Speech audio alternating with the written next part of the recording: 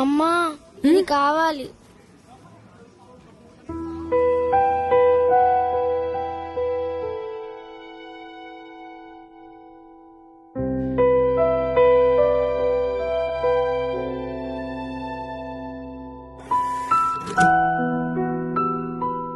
Bill ఇంత తక్కువ వచ్చింది. ఆఫర్స్ ఏమైనా నడుస్తున్నాయండి? ఆఫర్ కాదు మేడం, గిఫ్ట్.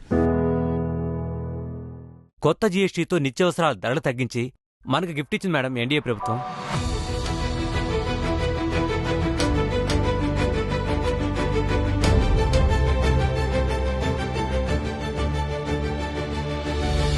కొత్త జీఎస్టీతో ఇక ప్రతి ఇంట ఖర్చుల భారం తగ్గింది, ఆనందం పెరిగింది.